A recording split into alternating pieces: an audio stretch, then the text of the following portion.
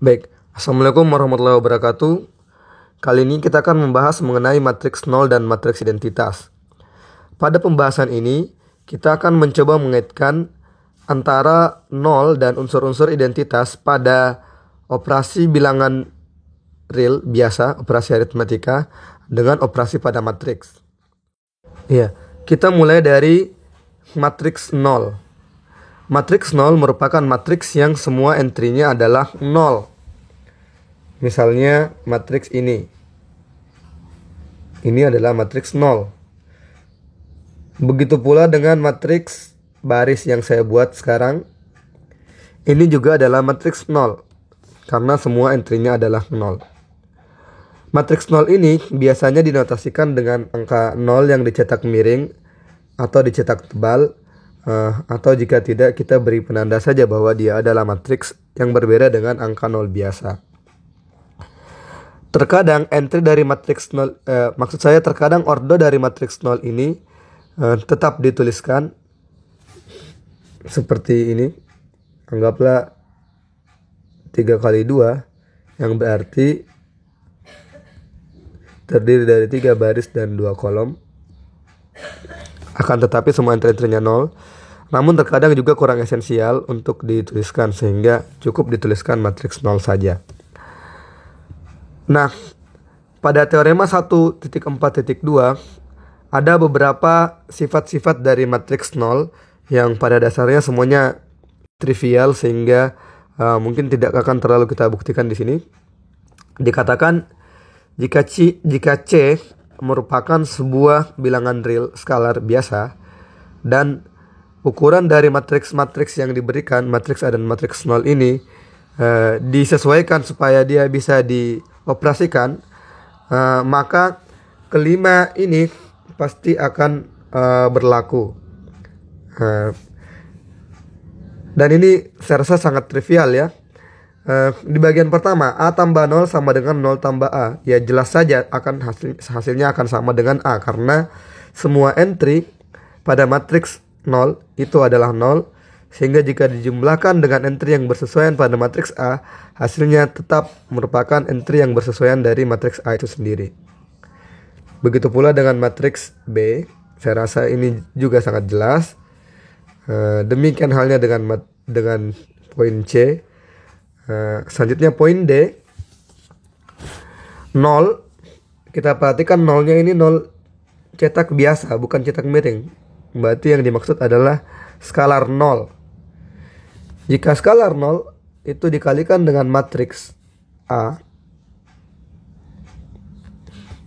ya, maka sesuai aturan perkalian dengan skalar, setiap entry yang berada pada matriks itu akan dikalikan dengan skalarnya, dikalikan dengan 0. Maka otomatis yang terbentuk adalah matriks 0. Nah, selanjutnya yang terakhir juga demikian. Jika C skalar dikalikan dengan matriks A menghasilkan matriks 0, maka skalarnya adalah 0. Ini sesuai dengan yang bagian yang pertama tadi, D. Atau kemungkinan yang kedua adalah matriks A-nya yang merupakan matriks 0. Karena jika ini C, kemudian kita memiliki matriks 0,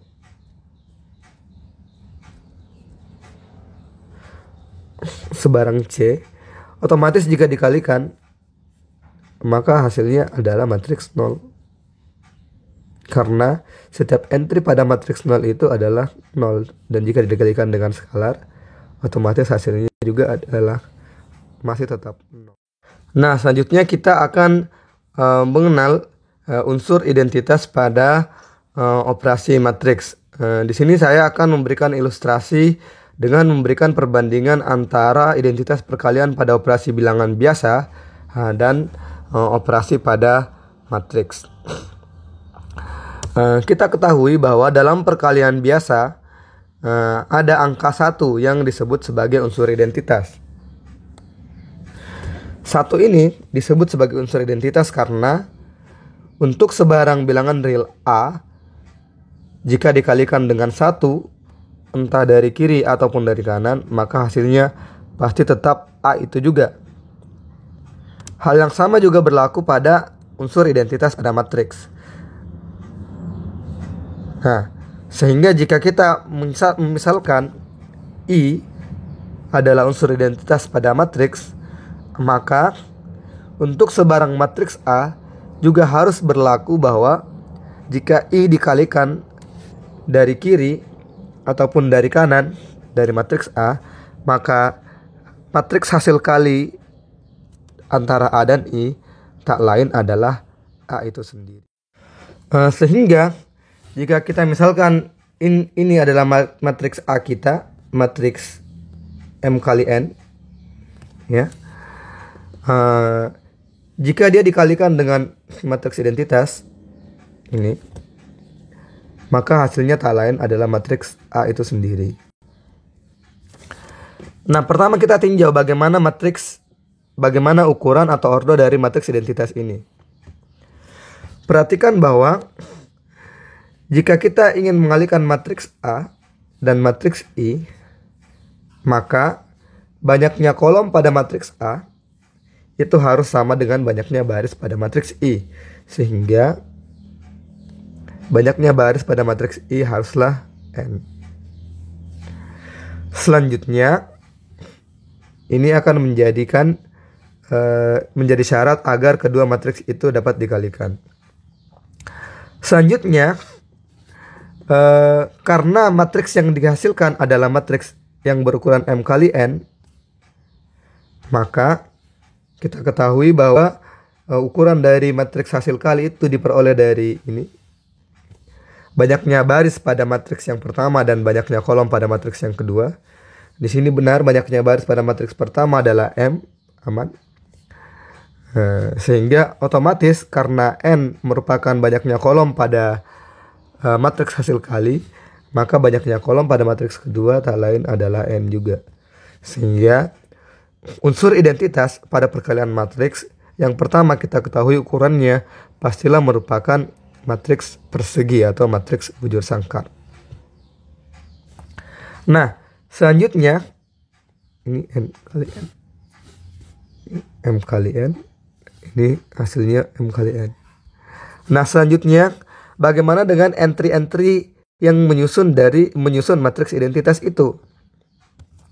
Kita perhatikan bahwa misalkan kita ingin memperoleh entry yang terletak pada kolom pertama pada matriks hasil kali, maka yang harus kita kalikan adalah semua entry atau setiap baris yang terletak pada matriks yang pertama ini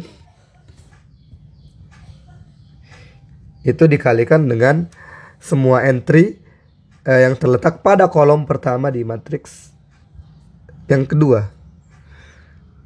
Nah, kita perhatikan bahwa entry-entry yang terletak pada kolom pertama dari matriks hasil kali ini itu tak lain adalah entry yang juga terletak pada kolom pertama di matriks A. Sehingga pastilah hanya perkalian dengan entry satu-satu saja yang akan menghasilkan angka di sini. Sehingga entry lainnya kita ketahui pastilah 0. Demikian halnya pada matriks yang kedua, maksud saya pada kolom yang kedua, pastilah hanya entry yang terletak pada baris 2 kolom 2 lah yang 1, sementara entry lainnya adalah 0. Maka matriks identitas kita peroleh bentuknya seperti ini. Dia adalah matriks bujur sangkar yang terdiri dari angka 0 pada semua entry-nya kecuali pada diagonal utamanya, di mana diagonal utamanya sendiri entry-nya adalah 1. Selanjutnya coba kita perhatikan teorema 1.4.3. Dikatakan jika R merupakan bentuk eselon baris tereduksi. Ingat, R-nya adalah eselon baris tereduksi dari suatu matriks A yang berukuran n kali n, jadi dia adalah matriks bujur sangkar, maka ada dua kemungkinan untuk R. Yang pertama, dia pasti memiliki vektor baris 0. Atau jika tidak, maka R pastilah merupakan unsur identitas. Nah, yang pertama, kita perhatikan dulu kemungkinan yang kedua. Ini sangat mungkin terjadi ya, bahwa R itu merupakan matriks identitas.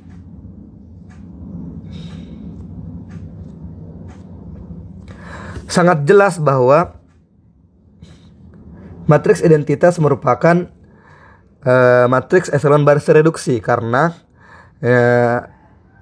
semua entry-nya adalah 0 kecuali entry yang terletak pada diagonal utama, dan diagonal utama itu sendiri posisinya tidak ada yang terletak dalam satu kolom, dan baris yang terletak lebih di bawah itu posisi diagonal utamanya akan lebih ke kanan pada kolom, ditinjau dari kolomnya. Maka ini jelaslah merupakan bentuk echelon baris tereduksi. Namun demikian, ada kemungkinan yang kedua jika dia tidak, atau jika dia bukan merupakan matriks identitas. Jika R bukanlah merupakan matriks identitas, maka otomatis akan ada entry pada diagonal utama ini yang bukan 1. Dan agar ia masih tetap echelon baris tereduksi, maka entry-nya itu adalah 0. Sehingga otomatis akan ada satu baris setidak-tidaknya pada matriks yang bukan berbentuk matriks identitas pada matriks R yang merupakan vektor baris 0.